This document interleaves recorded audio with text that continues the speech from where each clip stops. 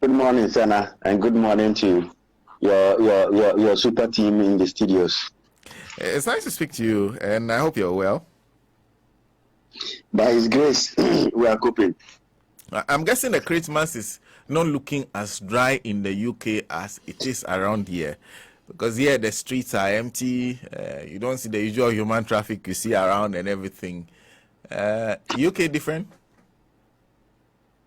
Well, I would say UK is different in the sense that we are not in the basket case that our country appears to be in.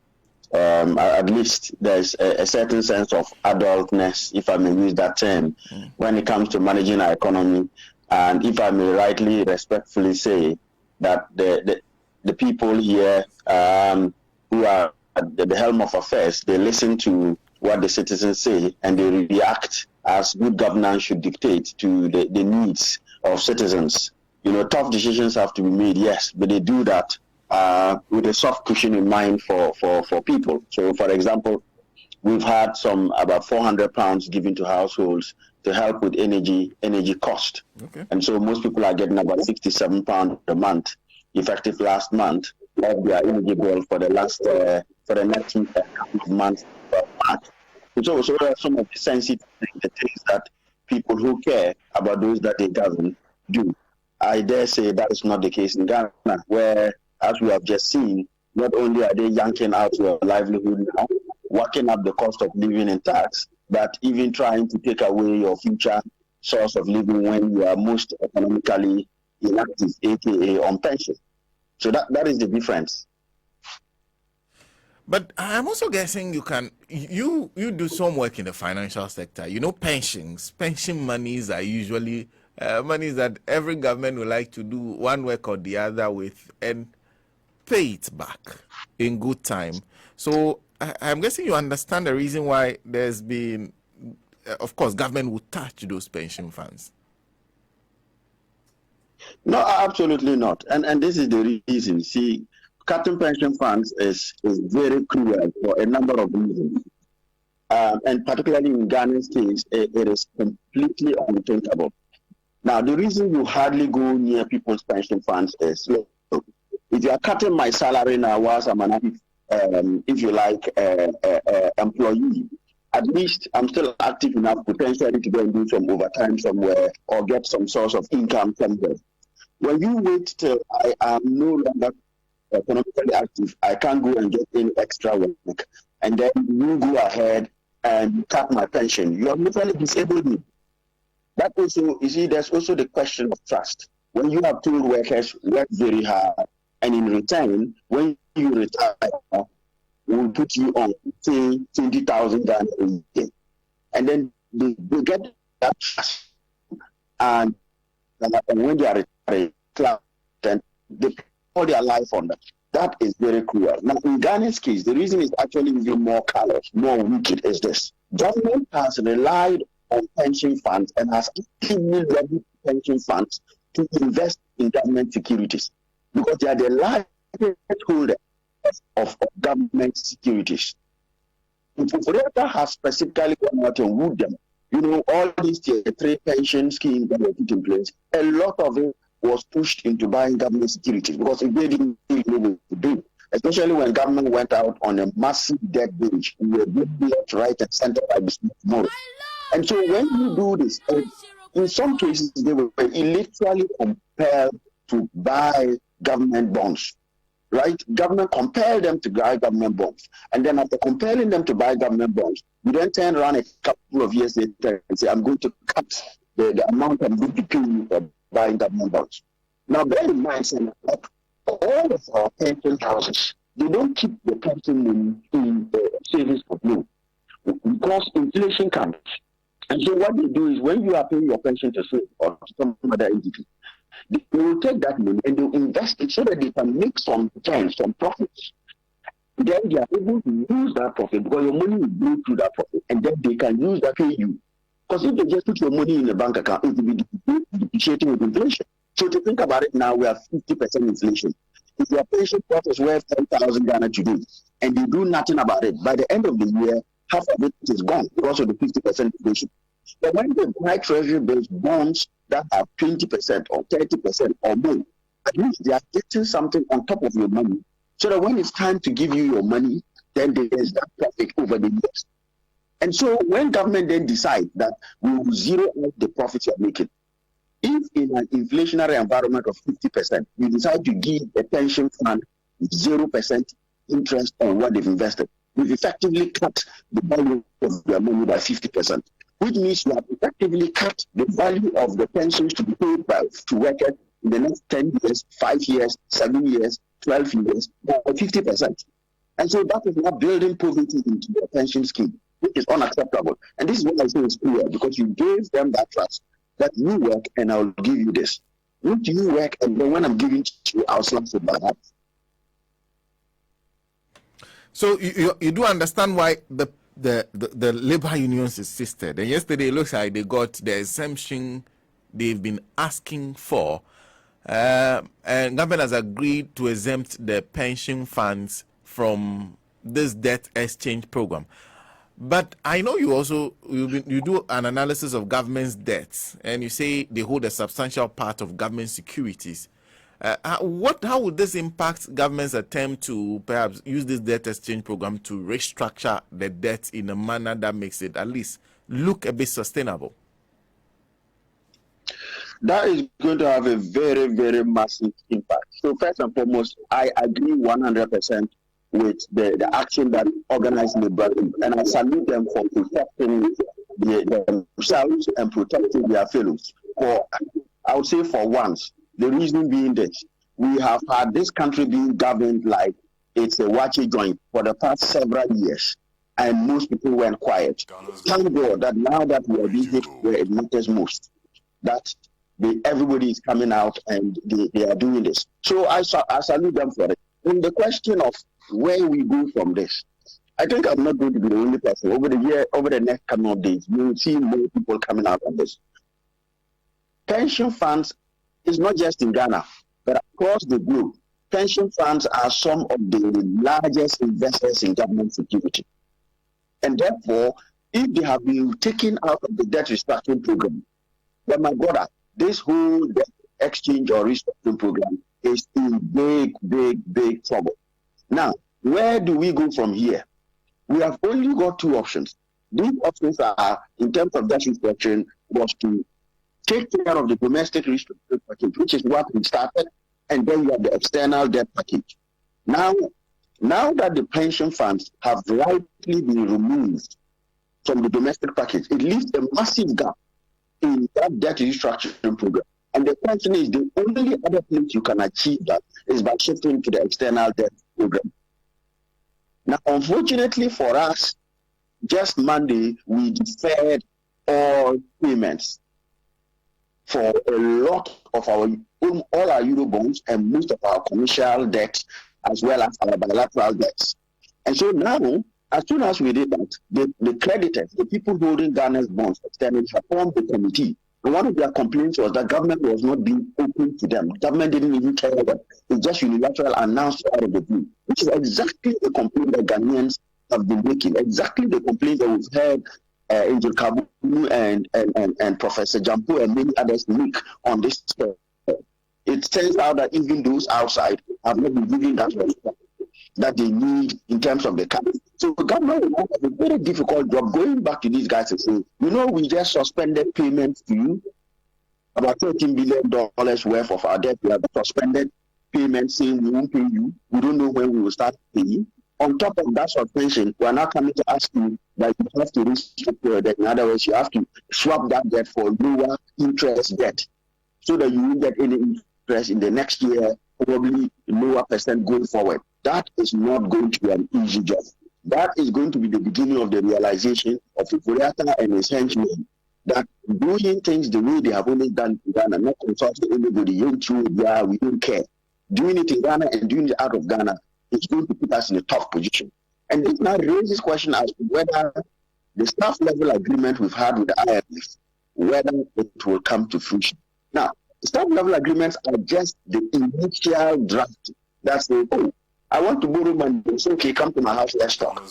You say you want 3 billion, let's talk. But when you are coming, make sure you do this, and this. And clearly, the debt restructuring is one of the key conditions that the IMF has put there. Clearly now, our domestic restructuring has hit the balance. It has hit a big wall in the sense that pension funds, being the largest contributor to government debt, is now pulling themselves out. They have not been pulled out. I know they have said subject to the two of them agreeing on how they can go forward, as though it was the two of them that agreed on how to destroy this economy. But the challenge we now have is the only option is to go to our external bondholders, and that is not going to be an easy job for them. And then you talk about the approach, and of course, I was thinking that the government would just withdraw the debt exchange program altogether, go and sit back, because I'm understanding that none of the holders of these local government bonds, none of the institutions are turning up and taking up these offers, or this particular offer that they have made to them. Is it better if government just takes off the offer of the table, goes back, sit with everybody, and reach an agreement with one institution after the other? So that is what, if I may use the right word, the reasonable government would have done. In the first place, they should have done the consultation before even coming out with this. Because as we speak now, they have had to postpone the deadline for all entities to have exchanged their bonds as per their own timetable they put out was on Monday. They've now pushed it forward to the end of the month, 30 days. Even though with the chamber of the local, those who hold bonds locally, they have an association, they have requested for a 1 month extension. But you see, the problem we are doing it has actually now made things worse. They didn't consult any of these guys. Just came up and said, whether you are you have debts, pension funds, whatever, you have this number of weeks, 2 weeks basically. Because they came out and announced on the 5th and said you have 2 weeks to the 19th to exchange them. This created distrust. They didn't tell anybody. Same thing they did to external fund holders. And so now they have a big problem. They would have to go, just like they have had to roll back and now sign an MOU with Labour to say they will sit with Labour and work with them. They have to do that for all the other entities. Now, the problem you are going to face is this is going to knock a lot of banks. You can see that even the bank itself has now effectively shut shop by saying its workers will work from home. Why? Because people are turning up to take their capital, not interest, and they are being told that 20% of your capital is gone. So either you plow it in and not get interest, or if you take it out, you get a 20% haircut. Even across things like M-Fund and other products that we were told is not applicable. And so the reality is that the approach of not consulting anybody and deciding to surprise everybody is what has ended up surprising even they themselves as we speak. So they definitely need to change track. They need to move onto a slower track. They need to take Ghanaians with them. They need to do that confession that we have messed things up, work with Ghanaians, and then we look at where we can work together to ensure that we pull the country out of this mess. Because we can't stay in this mess forever.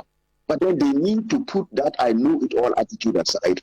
Speak with the banks, the bondholders, the pension houses, our external debt holders, anybody who owes government debt now. They need to sit with us and jaw and say, look, we've messed up. We didn't come to you before announcing this, but let's see how we can work together to get a joint restructuring that won't be too painful, that won't be too deleterious or destructive of the life of Ghanaians. But that would help us to kill the IMF package that government needs to get out of this mess. Well, in the meantime, they seem to have gotten a few of the revenue measures that they were attempting to push through, even though in terms of the e-levy, they still had to maintain the 100 Ghana cedis threshold. But they reduced it to 1%, hoping to get a lot more people using Momo so that they can raise a bit more money. And then they also have gotten the 2.5 percentage point increase in VAT at a time when businesses are complaining that the burdens on them are huge. Will they get the monies they are looking for? Absolutely no, Sana. So they are projecting to increase their revenue by 220% through all these measures. As soon as I heard the word 220%, I said it like with last year's budget when they projected they were going to get almost 6 billion from e-levy. Remember, we had several discussions and we said they won't even get 10%. It has come to pass that they did not even get up to 10% of that because consumers will react appropriately. But in terms of these revenue measures, you see, you have to be realistic. Even the IMF doesn't believe they'll get this 220% increase in revenue. Where are you going to get it from? Ghanaians are suffering because you have cut the savings that people had that they were falling on in these hard times. You have withheld them so they can't withdraw. Those that can withdraw, you are taking 20% off it straight away. And then on the other side, so you have reduced their revenue through these bad measures. And on the other side, you are increasing their costs. And I salute the NDC in Parliament for standing up for Ghanaians because they managed to secure the reduction of the e-levy from 1.5% down to 1%. And crucially, they also managed to stop the government from scrapping that 100 Ghana cedi threshold for not charging e-levy daily.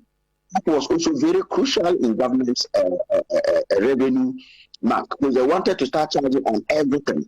Now, remember, we did warn on this. You and I spoke about this when e-levy came. And I said, look, the moment you get them to pass it, a few months later, they will come back and say, now let's scrap that problem. They still wanted money to go on the cathedral.